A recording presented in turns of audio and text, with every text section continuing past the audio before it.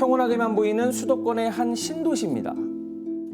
네, 제가 나와 있는 이곳은 경기도 일산의 한 지하철역 앞입니다. 지금 보시면요, 지하철역 입구 옆에 있는 건물이 붕괴될지도 모른다며 급히 사람들을 대피시키고 출입 통제를 냈다고 하는데요. 어떻게 된 일인지 제가 한번 직접 확인해 보도록 하겠습니다. 좀 들어갈 수가 없네요. 출입 통제선이 건물 전체를 빙 둘러싼 상태. 네. 영업하는 곳은 당연히 없고 빈 가게들로 여럿 보이는 상황인데요. 멀쩡해 보이는데 왜? 지금 보시면요, 이 건축물 사용 제한 공고라고 이렇게 게시가 되어 있는데요. 지금 지하 3층의 주요 구조부 쪽에 균열이 발생을 균열이 해서 사용을 제한한다고 합니다. 네, 지난해 12월 31일 오전 11시 35분경 이 건물의 지하 3층 기둥이 파열되면서부터 이렇게 출입이 통제됐습니다. 이 사건 기억납니다. 네, 혹시 모를 붕괴 사고를 대비해 출입 통제한 건데요. 당시 상황에 대해 주변 상인에게 물어봤습니다. 바로 넘어가는 줄 알았어. 막 가방도 안 챙기고 그냥 막 뛰어나와가지고 옷도 다 웨트도 안 입은 상태에서 오들오들 떨고 바깥에서 있더라고.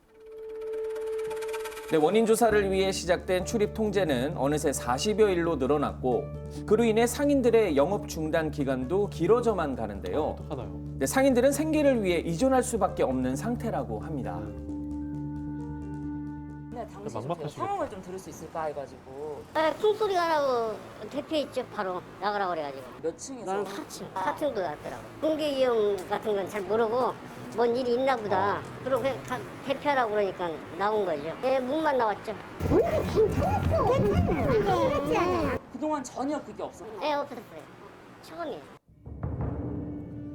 지금 이 건물은 어떤 상태일까요? 네, 지하에 지지대를 세워 혹시 모를 붕괴 사태를 방지하고 각종 장비를 통해 이 진동과 기울기를 모니터링하고 있다고 합니다. 그러나 40여일이 지난 지금 아직 공식적인 발표는 없는 상황인데요. 상황은 어떤가요? 그 안전 점검을 실시를 하고 있고, 그리고 어제는 이제 동구청에서 중간 검진 그 결과 보고를 받았고요. 이제 그 보고상에서는 이제 고양시 측 주장은 집안 침하가 된 거는 맞으나 현재까지는 잠정적으로 건물 부실이 아니냐라고 얘기를 하고 있고, 저희 소유주들은 그 도로변 땅이 침하가 됐고 그 몇 년간 계속 침하 현상이 일어나면서 벌어진 일인데 그걸 단순히 건물 부실로만 단정 지을 수 없다고 근거 자료를 요청해서 재분석을 하겠다고 지금 요청하고 있습니다. 네, 당장 출입이 통제된 건물의 주변을 살펴봐도 도로 여기저기에 집안 침하의 흔적으로 보이는 것들이 많은데요. 네, 땅이 꺼져 이 보도블록이 들떠 있는 경우도 허다합니다. 그렇군요. 또 이뿐만이 아닌데요. 2016년부터 인근 지역에서 일어난 집안 침하 사고만 해도 여러 건. 저 지역에 많이 일어나는군요. 이제 건물 붕괴하고 이게 이제 과연 영향이 있느냐에 대해서는 실제 이제 건물이 이제 그 지하에 보면 그 기둥이 이제 파괴가 됐잖아요. 그 파괴된 게 실제 부실 시공에 대한 어떤 영향 요인이 하나가 있었고, 첫 번째는.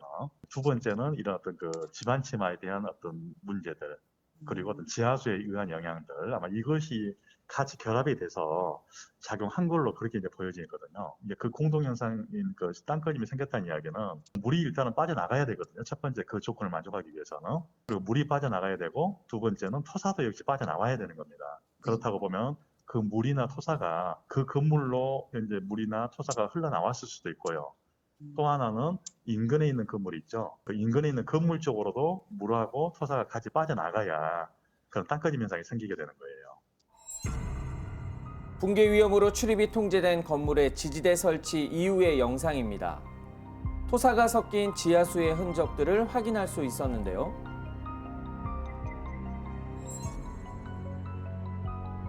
네, 전문가와 함께 현장을 확인해 보려 했지만 출입이 통제된 상태. 인근 빌딩의 지하에서도 이 토사가 섞인 지하수가 나오고 있다는 제보를 받고 현장에 출동해 봤습니다. 네.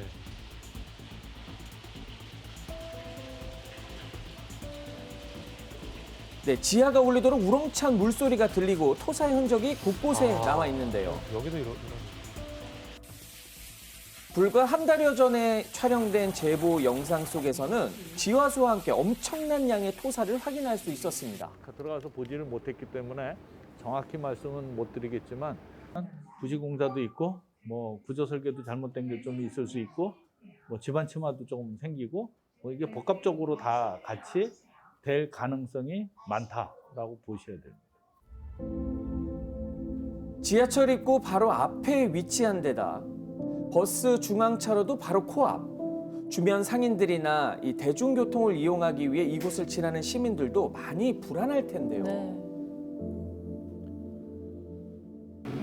그러니까 불안해요. 저는 이 건물에 들어가는 거 솔직히 좀 무섭긴 하죠. 무섭긴 하죠.